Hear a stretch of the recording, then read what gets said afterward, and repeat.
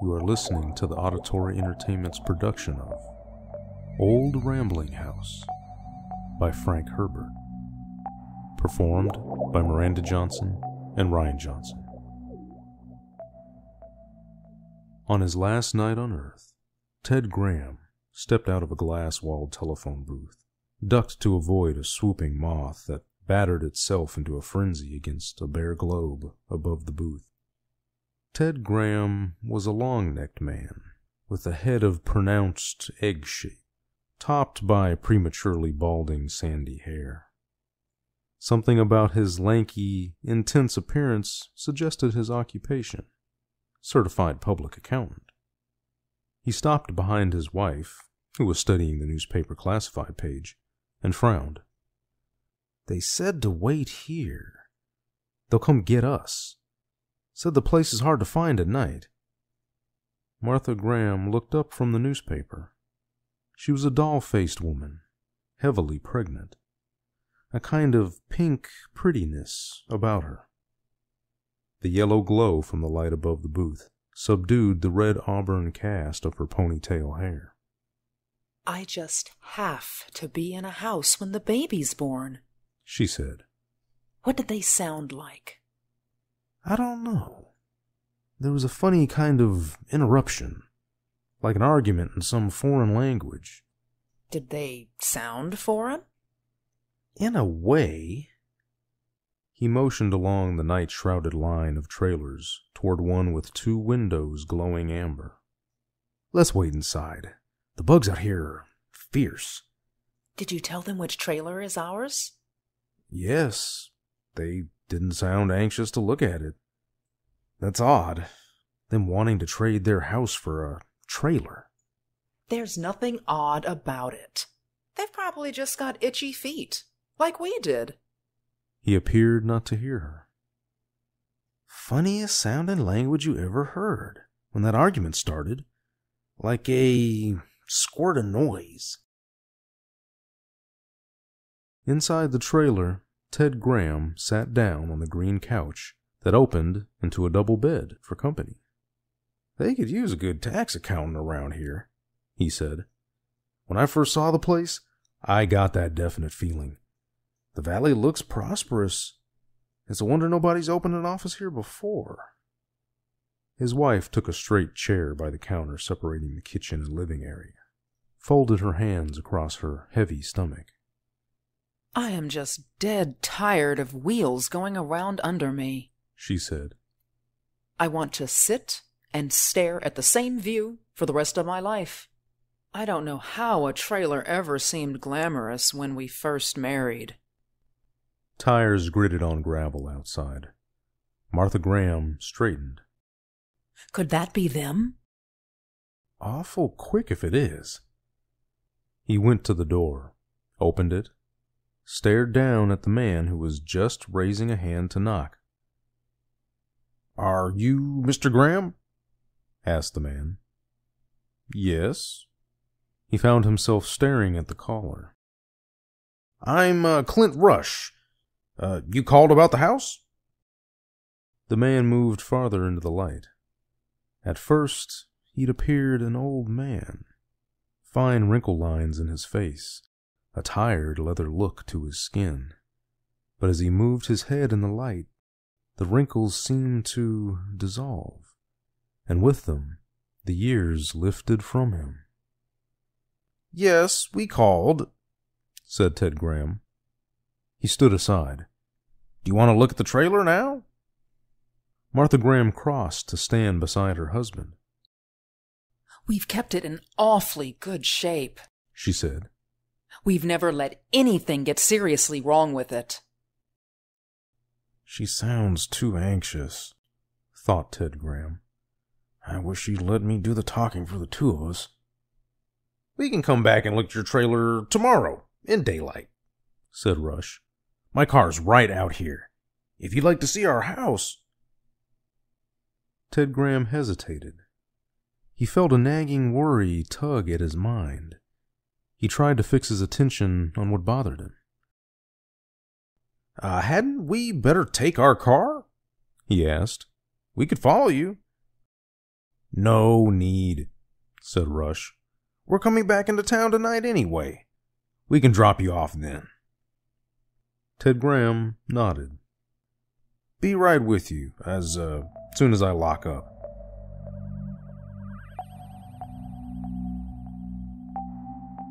Inside the car, Rush mumbled introductions. His wife was a dark shadow in the front seat, her hair drawn back in a severe bun. Her features suggested gypsy blood, and he noticed that she, too, gave the strange first impression of age that melted in a shift of light. Miss Rush turned her gypsy features towards Martha Graham. You are going to have a baby. It came out as an odd, veiled statement. Abruptly, the car rolled forward. Martha Graham said, It's supposed to be born in about 2 months. We hope it's a boy. Miss Rush looked at her husband. I have changed my mind, she said. Rush spoke without taking his attention from the road. It's too... He broke off, spoke in a tumble of strange sounds. Ted Graham recognized it as the language he'd heard on the telephone.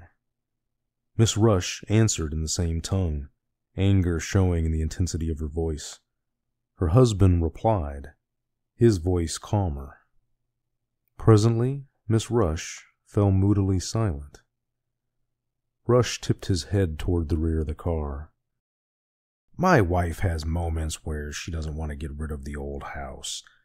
It's been with her for many years. Ted Graham said. Oh. Then, are you Spanish? Rush hesitated. No, we are French. He turned the car down a well-lighted avenue that merged into a highway. They turned onto a side road. There followed more turns. Left, right, right. Ted Graham lost track. They hit a jolting bump that made Martha gasp. I hope that wasn't too rough on you, said Rush. We're almost there. The car swung into a lane, its lights picking out the skeleton outline of trees.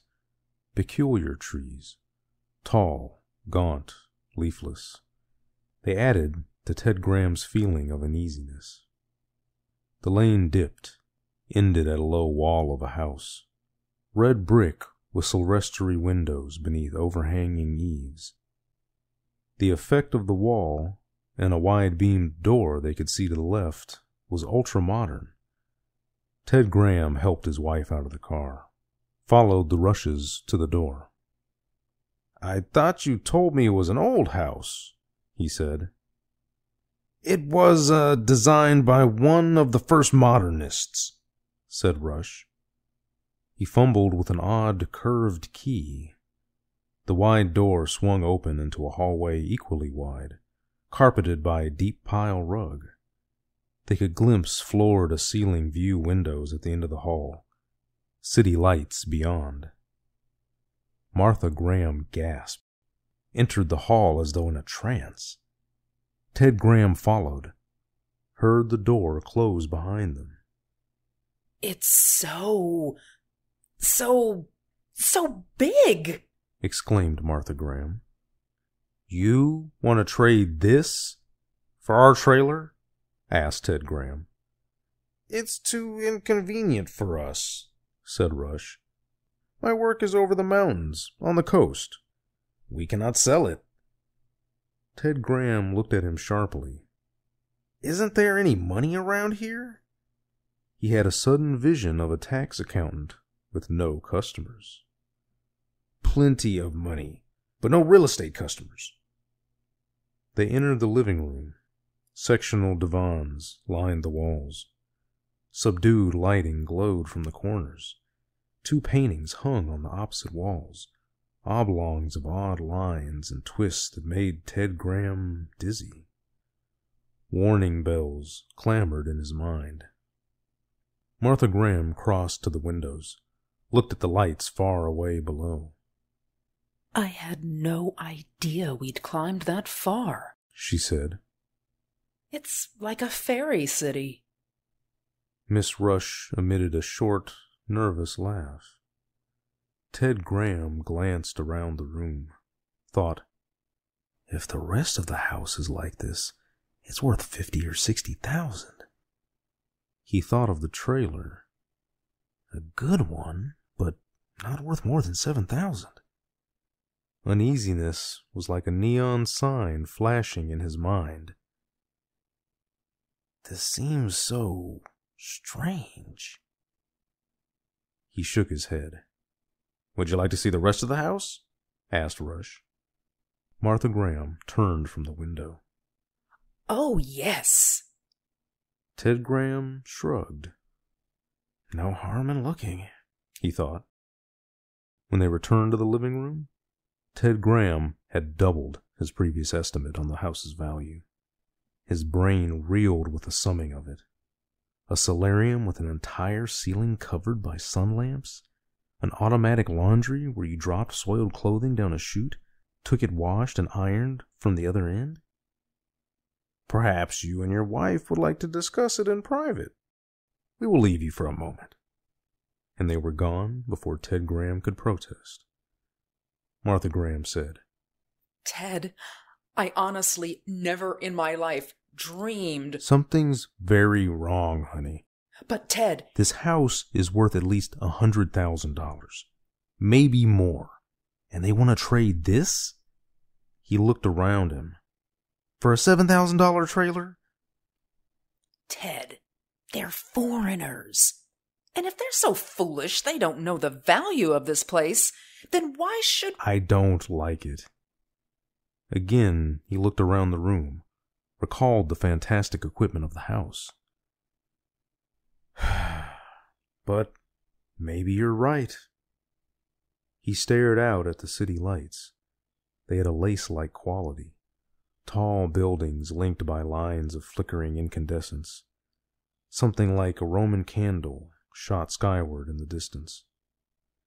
Okay, he said. If they want to trade, let's go push the deal. Abruptly, the house shuddered. The city lights blinked out. A humming sound filled the air. Martha Graham clutched her husband's arm. Ted, what was that? I don't know. Mr. Rush! No answer. Only the humming. The door at the end of the room opened. A strange man came through it. He wore a short toga-like garment of gray, metallic cloth belted at the waist by something that glittered and shimmered through every color of the spectrum. An aura of coldness and power emanated from him, a sense of untouchable hauteur. He glanced around the room, spoke in the same tongue the Rushes had used. Ted Graham said, I don't understand you, mister. The man put a hand to his flickering belt. Both Ted and Martha Graham felt themselves rooted to the floor, a tingling sensation vibrating along every nerve. Again, the strange language rolled from the man's tongue. But now the words were understood. Who are you? My name is Graham. This is my wife. What's going on? How did you get here? The Rushes, they wanted to trade us this house for our trailer. They brought us. Now look, What is your talent? Your occupation? Tax accountant. Say, why all these... That was to be expected, said the man. Clever. Clever. Oh, excessively clever. His hand moved again to the belt. Now, be very quiet. This may confuse you momentarily. Colored lights filled both the Grahams' minds. They staggered. You are qualified, said the man. You will serve. Where are we? Demanded Martha Graham. The coordinates would not be intelligible to you, he said. I am of the Rojak. It is sufficient for you to know that you are under Rojak sovereignty. But what? You have in a way been kidnapped, and the Rushes have fled to your planet, an unregistered planet. I'm afraid, Martha Graham said shakily. You have nothing to fear, said the man. You are no longer on the planet of your birth, nor even in the same galaxy. He glanced at Ted Graham's wrist. That device on your wrist, it tells your local time? Yes. That will help in the search. And your sun, can you describe its atomic cycle? Ted Graham groped in his mind for his science memories from school, from the Sunday supplements. I can recall that our galaxy is spiral-like. Most galaxies are spiral. Is this some kind of a practical joke? Asked Ted Graham. The man smiled, a cold, superior smile. It is no joke. Now, I will make you a proposition. Ted nodded warily. All right. Let's have the stinger. The people who brought you here were tax collectors we Rojak recruited from a subject planet. They were conditioned to make it impossible for them to leave their job untended. Unfortunately, they were clever enough to realize that if they brought someone else in who could do their job, they were released from their mental bonds. Very clever. But you may have their job, said the man. Normally you would be put to work in the lower echelons, but we believe in meting out justice wherever possible. The Rushes undoubtedly stumbled on your planet by accident and lured you into this position without you even knowing. How do you know I can do your job? That moment of brilliance was an aptitude test. You passed. Well, do you accept? What about our baby? Martha Graham worriedly wanted to know. You will be allowed to keep it until it reaches the age of decision, about the time it will take the child to reach adult stature. Then what? Insisted Martha Graham. The child will take its position in society, according to its ability. Will we ever see our child after that? Possibly. Ted Graham said, "What's the joker in this?" Again, the cold, superior smile. You will receive conditioning similar to that which we gave the Rushes, and we will want to examine your memories to aid us in our search for your planet. It would be good to find a new inhabitable place. Why did they trap us like this? Asked Martha Graham. It is lonely work, the man explained. Your house is actually a type of space conveyance that travels along your collection route, and there is much travel to the job. You will not have friends, nor time for much other than work. Our methods are necessarily severe at times. Travel? Martha Graham repeated in dismay. Almost constantly. Ted Graham felt his mind whirling, and behind him he heard his wife sobbing.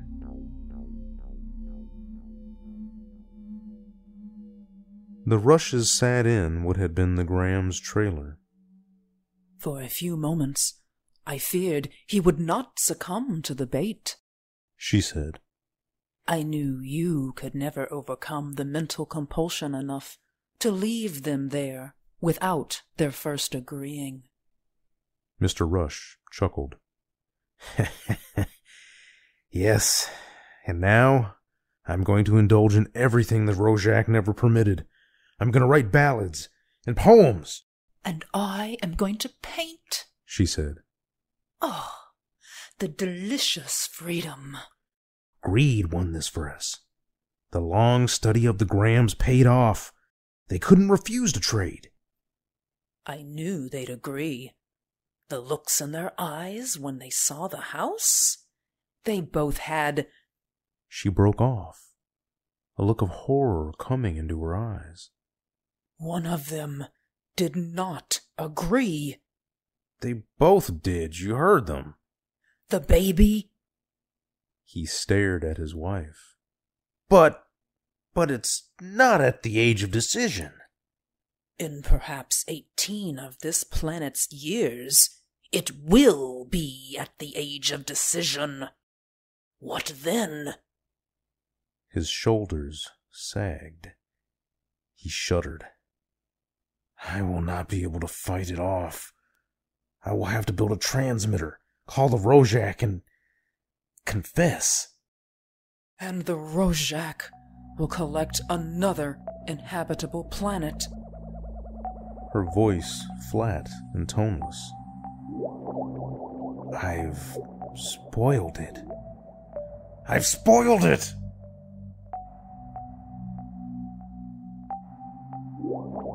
This concludes Old Rambling House by Frank Herbert. Performed by Miranda Johnson and Ryan Johnson. If you enjoyed this performance, please subscribe, leave a comment, or a review. Thank you for listening.